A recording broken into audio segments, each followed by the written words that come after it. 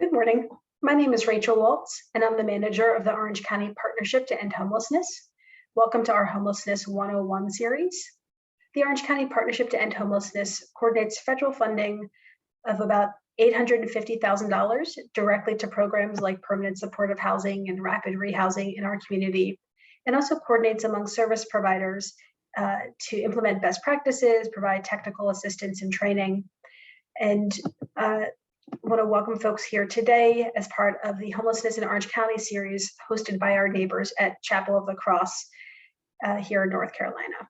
So we'll be presenting the Homelessness 101 training today, Homelessness 201 on November 14th, and then a Homelessness in Orange County panel discussion on November 21st. Today, we'll be looking first at some of the large federal homeless priorities, including a history of homelessness in the United States, then moving into the structure and purpose of local groups and organizing and coordination efforts, and then focusing specifically on homelessness in Orange County, including what you can do to help us work to end homelessness in our community. Let's start first with the big picture. And no one said it better than Dr. Maya Angelou. The ache for home lives in all of us. The safe place where we can go as we are and not be questioned.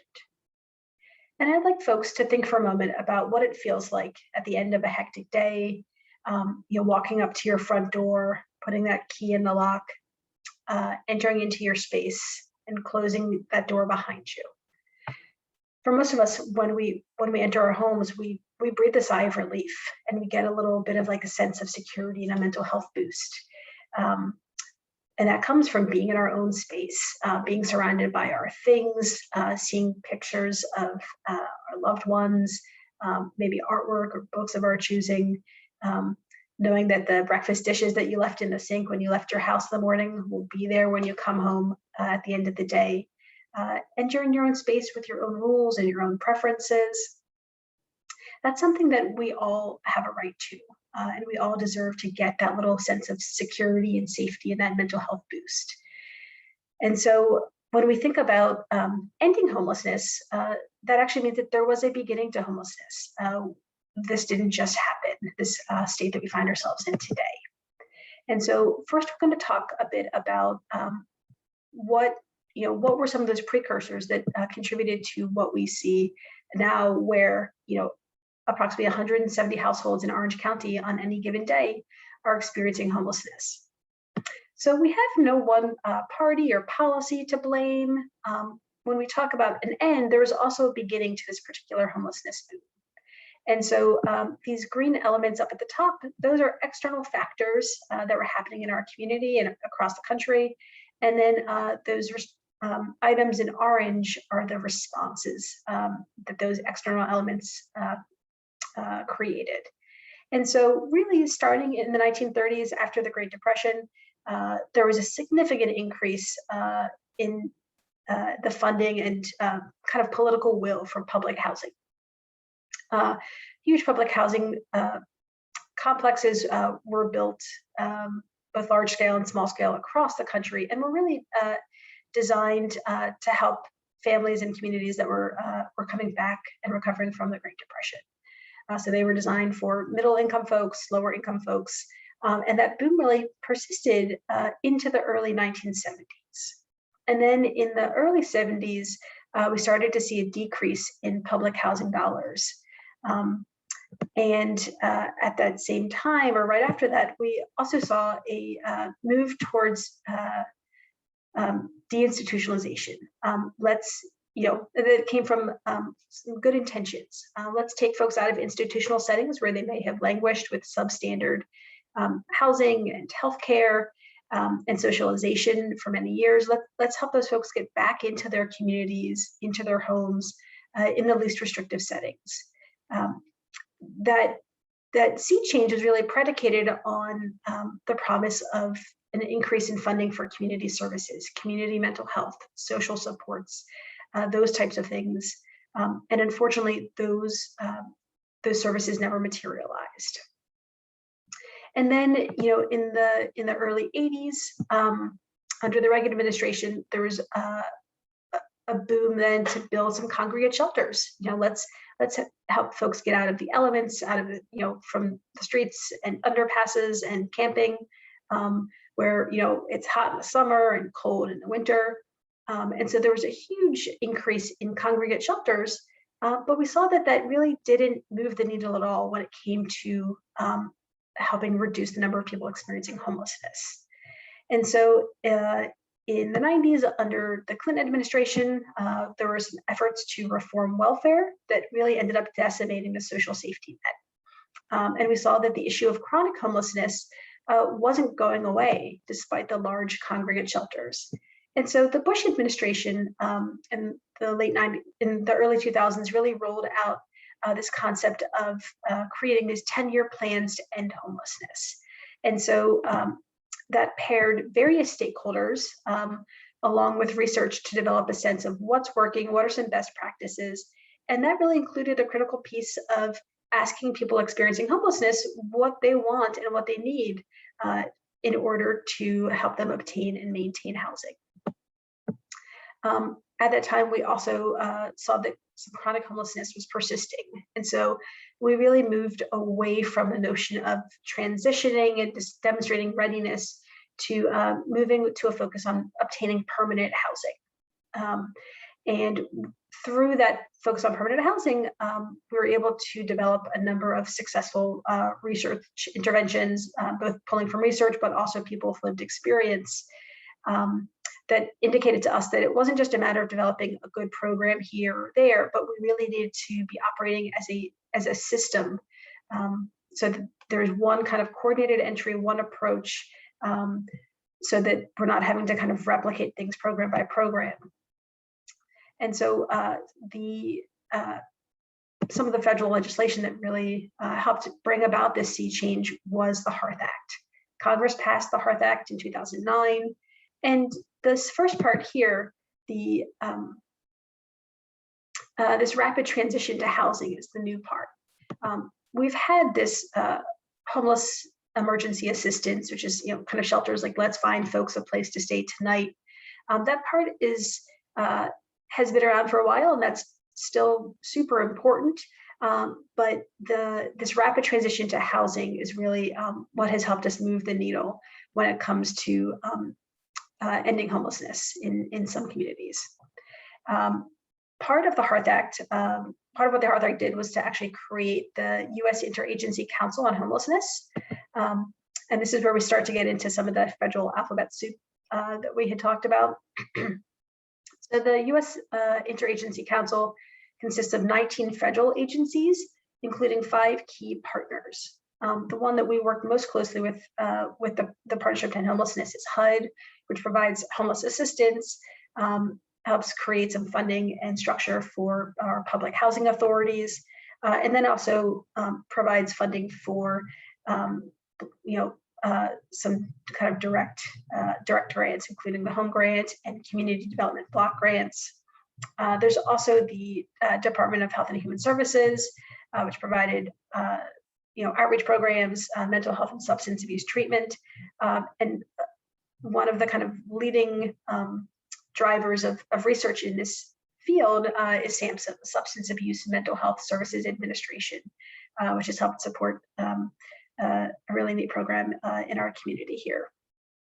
One of the other key partners is the Department of Education, which, because we know how disruptive homelessness and multiple kind of housing transitions are for families with kiddos in school, it can have all kinds of impact on educational attainment and later financial stabilization.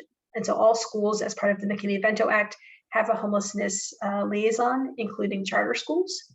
And then for all of us, employment or income is a big key indicator for maintaining housing stability. And so the Department of Labor has a number of employment and income goals. And then the Department of Veterans Affairs also provides a lot of funding and support for homeless veterans programs, and is a key partner in our efforts to end homelessness in our community. So part of what that U.S. Interagency Council did was to create, to incorporate research into policy. And so there's a big push for a lot of continuums of care to create plans to end homelessness. Orange County had one, many communities did across the country. The USICH created a federal plan in 2018. It's called Home Together, that set some really bold goals, including a federal strategic plan to end homelessness with a focus on special populations like veterans, chronic homelessness amongst people living with disabilities, families with children, unaccompanied youth. And this federal plan, as far as they go, is fairly readable. And as a result of that, we are not interested in reinventing the wheel. And so Orange County has aligned our plan with the federal plan. So, we do know that there are some common myths in the homeless service system that really shape how services historically have been provided, as well as how we kind of move forward in our efforts. And so one thing that we know is that we all need support, financial support, social support to help us stay in our housing. For folks who have income, that's great, but it takes a lot of social support to manage relationships with landlords, or making sure that you're paying your mortgage or your rent on time, to have good working relationships with your neighbors, or all of those things that help us maintain housing. And so when we get to that question of why do people start to experience homelessness, for people experiencing homelessness, that support has eroded. And so we used to wonder, why do people experience homelessness? What are they doing? Now we're really trying to focus on what support do you need, and how do we help get that support to you so that you can enter and maintain housing.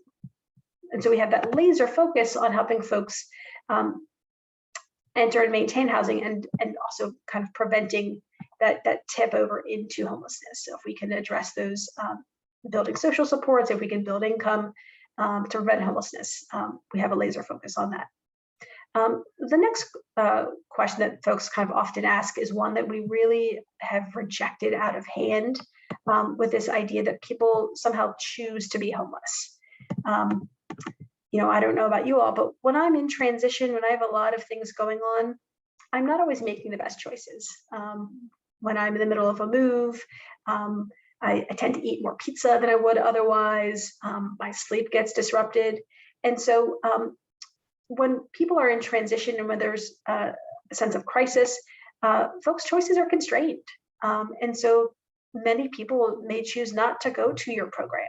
And so HUD policy tells us that when we're working with people in transition, our focus really needs to be this trauma-informed focus, where we're thinking, if people aren't showing up, why aren't they showing up? Do we need to add programs? Do we need to change what we're doing so that we're engaging in a trauma-informed way and looking to improve our offerings rather than focusing on, that person whose plate is already full, why aren't they showing up and making better choices? Another common myth is that all of these people experiencing homelessness, they must be coming from somewhere else. Orange County is so generous; we're just drawing people who are homeless from all parts of the state, and we actually know that that's not true. There's this myth that people from rural areas are going to urban centers that may have more social kind of safety net programs, or that all of the people who are homeless in Orange County are coming from Durham or coming from other places. Our community uses kind of a HUD required database called HMIS that asks folks who are experiencing homelessness, what's the last known place where you had a home? And across the country, we know that about 10% of people are coming from somewhere else. There's really not a mass migration. People go where they need services. And so we need to make sure that our housing systems are aligned to give people services where they present. For example, you may have a preference for choosing a UNC provider over a Duke provider. Like, no one's questioning those choices. And so we need to make sure that we're coming with that same framework in our homeless service system. And then another question that folks frequently ask is, well, what should we do about panhandling? Should we give to panhandlers? Do we not? Is that encouraging folks? And so, people make all different decisions. Some people may give cash directly to folks, to people, who are panhandling. Some people may prefer to provide cash or support to programs in the community that we know are serving these folks, like IFC or the Community Empowerment Fund. Some folks may distribute food or water or socks. Regardless of what you choose to do, we really want to focus first and foremost on giving folks dignity. People who are experiencing homelessness, many times they feel invisible in our community at best and are seen as a danger at worst. And so we really want to first and foremost just make sure that we're giving folks dignity, that we are acknowledging people's existence and their humanity. And another thing I think that is pretty common is this notion of discomfort. It's uncomfortable in a community that has as many resources as we do to see people who may be living on the street. And at many times we conflate discomfort with danger. And so I think we should sit with that discomfort. I think it can be an important motivator for action. At the same time, we also need to tune into where are we uncomfortable and where are we feeling a sense of danger. And if you're feeling a sense of danger, yes, there are services and supports that can increase a sense of safety. But I really want folks to understand that people who are experiencing homelessness are much more likely to be victims of violent crime than perpetrators of violent crime. The other thing to consider is that while there is a lot of overlap between people who are panhandling and people who are experiencing homelessness, it's not a one-to-one thing. There are many, many people who are experiencing homelessness who are also working and going to school and caring for family. And there are also plenty of people who are panhandling who are stably housed. So when we talk about ending homelessness and we talk about kind of the history of homelessness in the modern age, we don't mean that homelessness never ever happens again. We know that people may lose jobs, or there may be a fire, or there may be an event that may push a household into homelessness. What we mean is that homelessness is a rare, brief, and one-time occurrence, and that there's a systematic response, so that if someone experiences homelessness, they're able to quickly get connected to the services that they need to obtain and maintain housing. And so when it's not possible to prevent homelessness, we want to make sure that we keep it rare. So again, we have a laser-like focus on people who are about to experience homelessness to help them stay housed.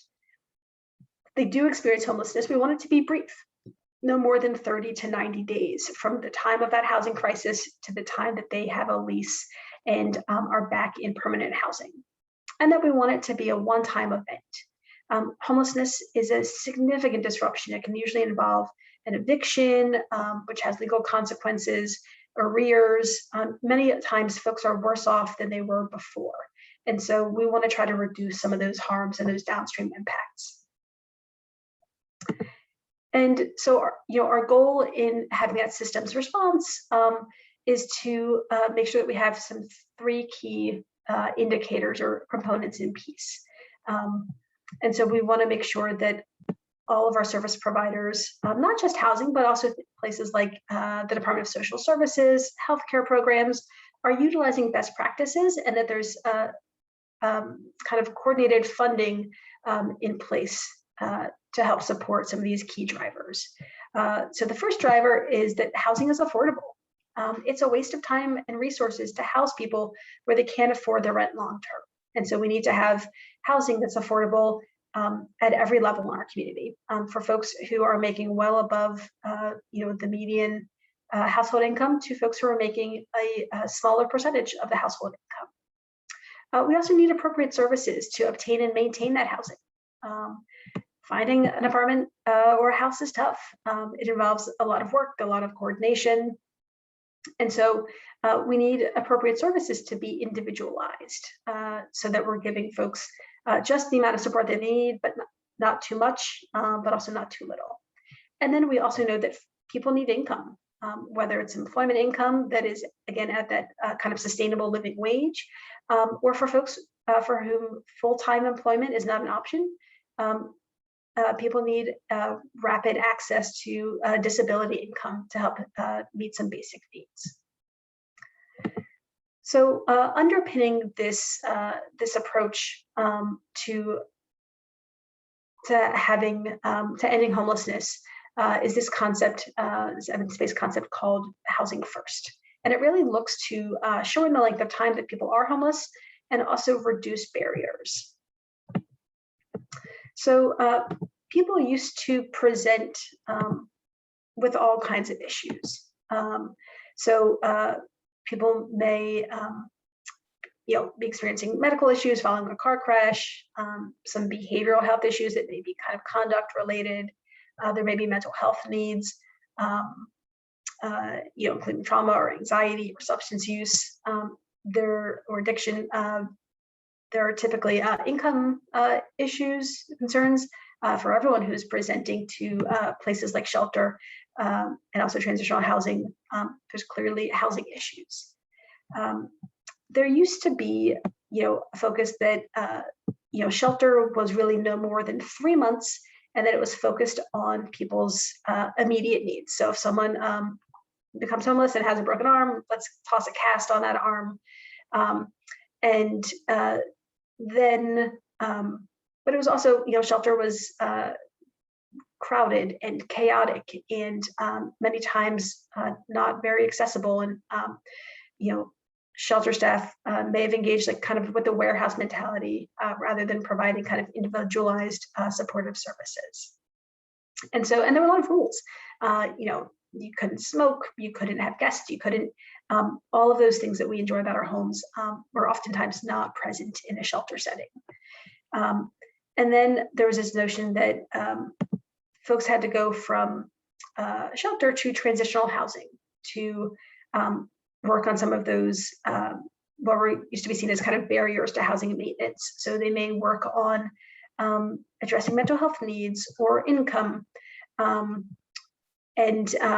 Folks were typically, able to stay in transitional housing for up to 2 years. And at each stop along the way, there was a sense of, well, if you didn't make it, if you couldn't deal with the rules, you'd exit back to homelessness.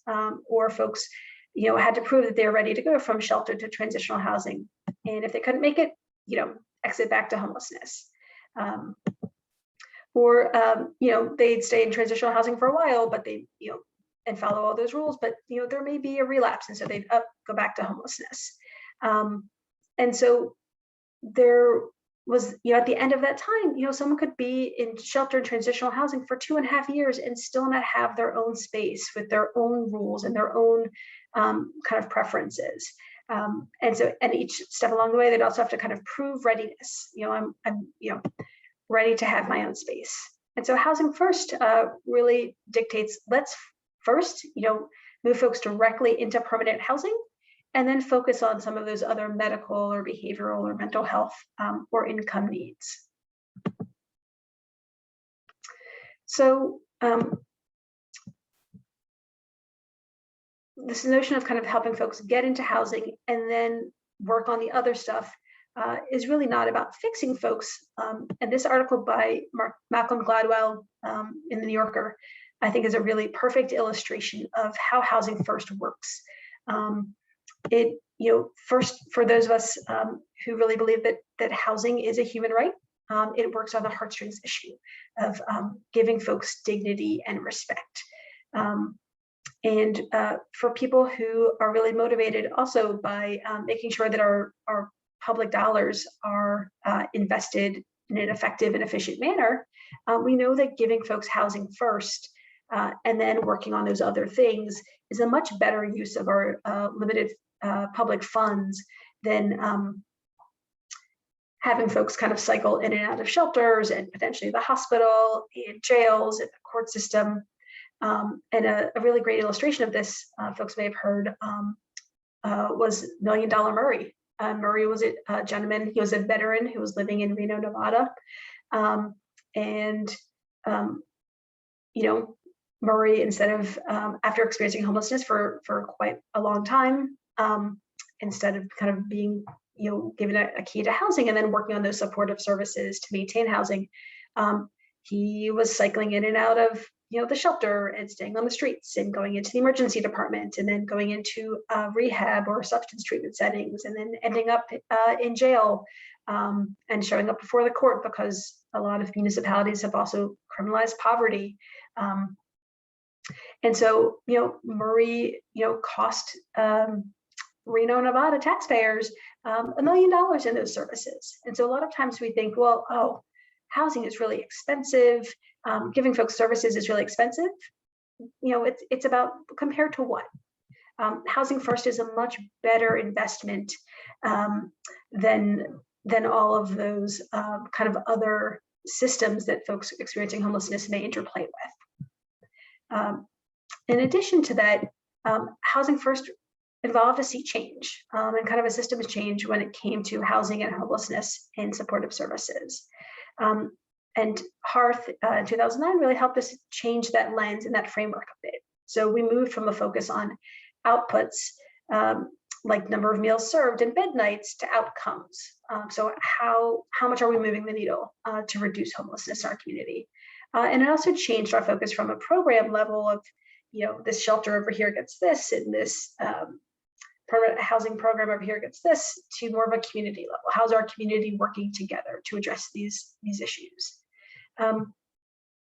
And then there's also a move from a charity model to a social justice model. So moving from, I'm the giver because I'm making good choices in life, and you are the recipient of these services, the client because you've been making bad choices, and I'm doing it right and you're doing it wrong, which ended up really traumatizing folks or re-traumatizing, potentially based on some earlier experiences, to moving to a trauma-informed model that people are know what they need to improve their lives. They don't need us to tell them what to do or how to do it.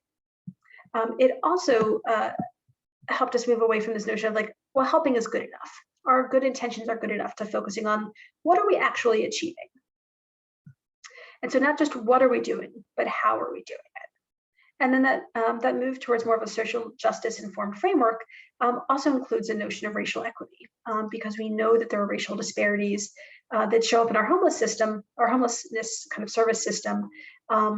They show up consistently here in Orange County, they show up across the country, and they're really informed by ways that racist policies and practices have been baked into these other systems over time, including housing and employment and the criminal justice system, and we'll talk a little bit more about that later.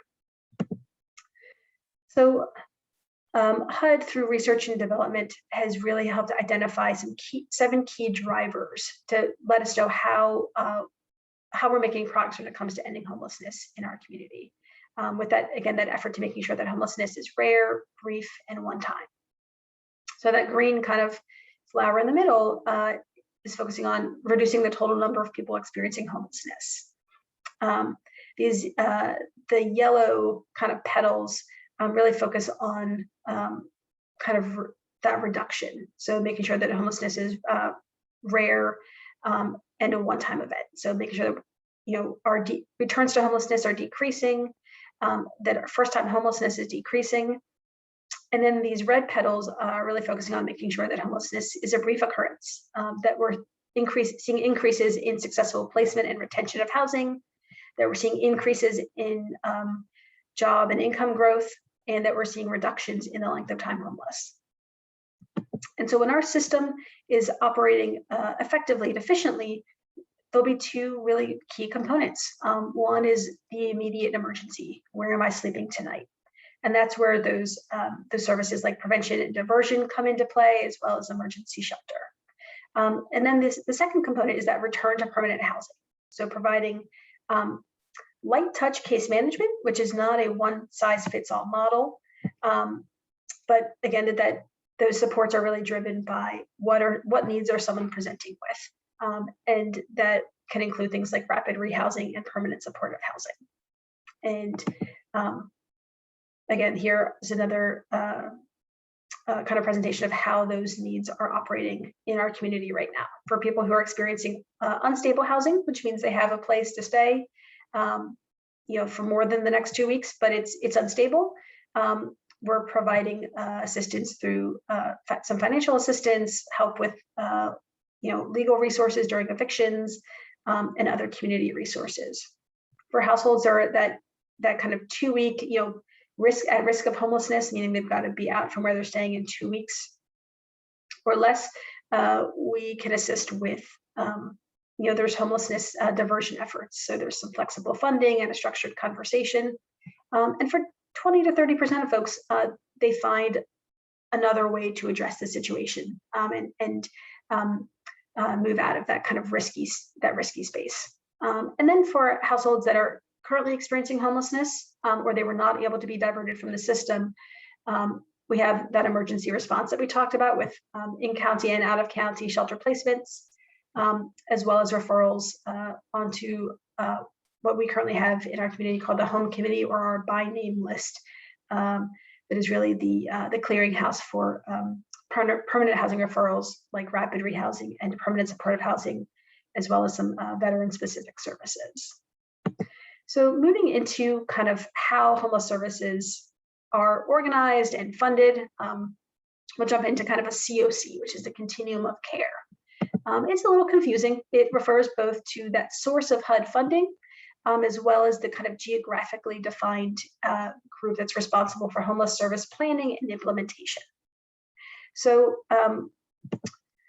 North Carolina has 12 continuums of care. We're here in the middle of the state with Orange County. Our neighbors, Durham and Wake, have their own continuums of care.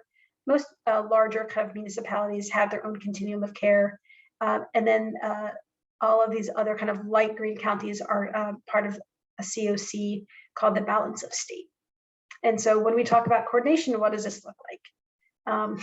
As many of y'all know, it looks like a lot of meetings.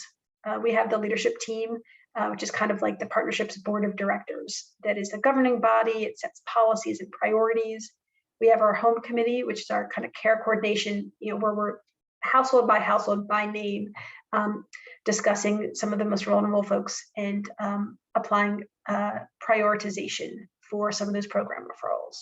We've got coordinated entry and planning, our data and grants, our homeless veterans work group, HMIS, which is the HUD required database that we use, and then our SOAR collaborative, which again, when we look at things like income for people living with disabilities, it's kind of a fast track through the disability process, which for many folks can take up to 2 years, but SOAR can help folks get determinations on disability in closer to about 90 days. And so COCs broadly have a big tent approach because we recognize that homelessness is not just a housing issue. It involves a variety of stakeholders. So service providers, including schools and law enforcement, employment agencies, the criminal justice system, DSS, elected officials, hospitals and other healthcare providers. Particularly in kind of in a critical way, people who directly experienced homelessness. There's a lot that we can learn from folks who have that direct experience of what it's like to interact with these systems. And so we really need all stakeholders at the table in order to drive best practice and help with reforms. So let's move into homelessness in Orange County. For a bit of context, Orange County, as of I think it was the 2020 American Community Survey, had 148,696 people, which, when looking at some of these kind of subpopulations, including veterans, people in poverty, people living with mental illness, people living with serious mental illness, and people experiencing substance use, we're talking about a lot of people in our community. And these categories of folks, there may be some overlap, but again, not everyone who experiences homelessness is struggling with substance use issues. Lots of people who have serious mental illness are stably housed. So there is some overlap, but very few people who are experiencing homelessness kind of check all the boxes. And lots of people who do have stable housing can also check all the boxes. So in our community, we really use two sets of numbers. The first is the point in time count, which is a one-night survey, like a head count of all of the people living outside, in shelter, and in transitional housing. And so we see that in 2021, so that was January 27, 2021, there were 176 people living in shelter, transitional housing, or living outdoors, which was a 39% increase over the last 4 years, which is very, very troubling. We also know, though, that this increase doesn't impact all people differently. I mean, all people the same. So different subpopulations are seeing different outcomes. In our community, we had made significant progress reducing chronic homelessness over the last number of years, and we're really alarmed to see that increase in chronic homelessness. One point that I want to kind of add some context to for this is that in the fall of 2020, our community also added a street outreach team. And so part of what we're wondering is maybe now we just, we know what we didn't know before. Our street outreach team did an excellent job really working to build engagement and rapport so that we can help identify people who are experiencing chronic homelessness to help provide housing and supportive services to those folks. We have also seen some steady declines in this blue line here with families experiencing homelessness. Although we have heard from service providers that families are starting to stay in some unsafe housing situations due to the impacts of COVID. And so this number continues to be concerning. And then the other subpopulation I want to talk about here is homeless veterans. We've made significant progress also helping house homeless veterans, and there were significant investments from the VA and other community service providers. But despite all of those investments, progress addressing veteran homelessness has really flatlined in our community. Additionally, people experiencing homelessness are much more likely to be people of color in our community. Black and African American people make up 12% of the population here in Orange County, and yet they made up 66% of people experiencing homelessness this past year. And this tracks with both statewide and nationwide data. And we talked earlier about racial equity and why there's such a focus on equity in these systems. And a big part of it is because for a long time, government-sanctioned housing discrimination was baked into these systems through things like redlining, which created low-wealth neighborhood, housing discrimination, which prevented Black and African American households from investing in housing and creating wealth. Things like the GI Bill were only available for white soldiers. And also really focusing on the role that intergenerational wealth through homeownership plays, to allow for paying for school, providing down payments for further homes, things like that. We really can't talk about ending homelessness without also talking about systemic racism and incorporating racial equity goals into the work that we do. So the second set of data that we're looking at is our system performance measures. So our point in time count is a snapshot for one night. How are we doing all year long? And that the system performance measures go back to that kind of flower graphic with those 7 measures to make sure that homelessness is rare, brief, and one time. So over the last year, 278 people entered sheltered housing programs. And of those folks, 220 were experiencing homelessness for the first time. And so for the first time in a number of years, first-time homelessness is on the rise.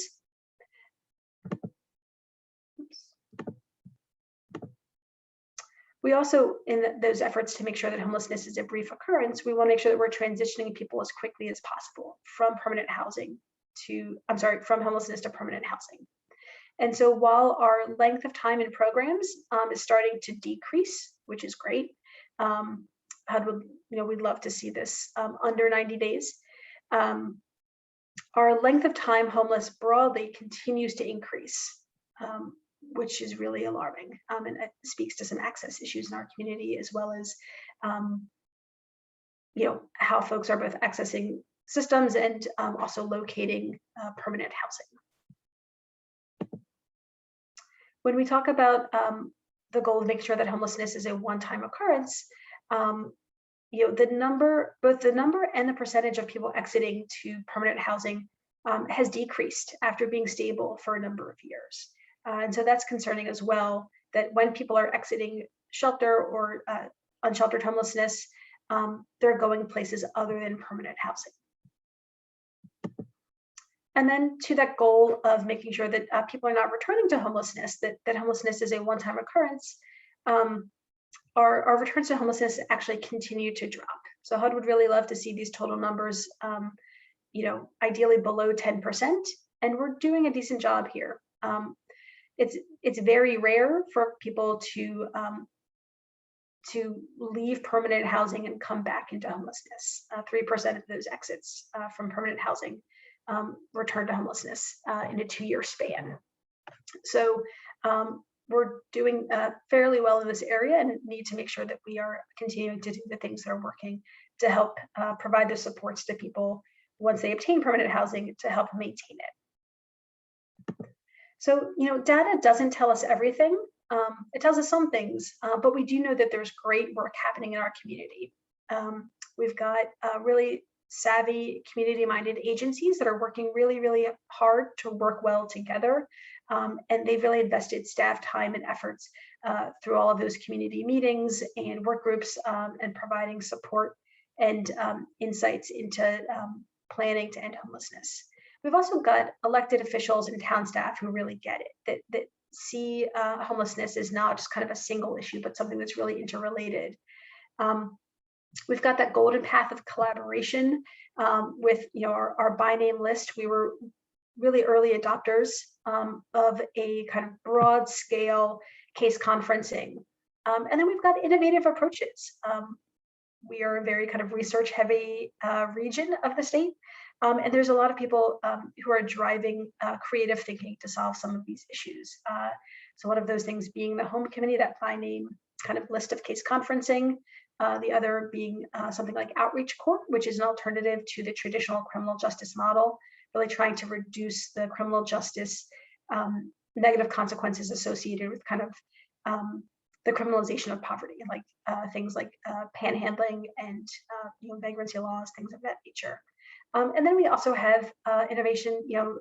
A number of UNC undergraduate students formed the Carolina Homelessness Prevention Initiative to help us create a flexible pool of diversion funding so that for people, rather than people entering into the homelessness system, sometimes folks may just need a couple $100s for a bus ticket to a job opportunity out of state, or help out with a utility bill with someone that they're staying with until they start a new job and that paycheck comes through.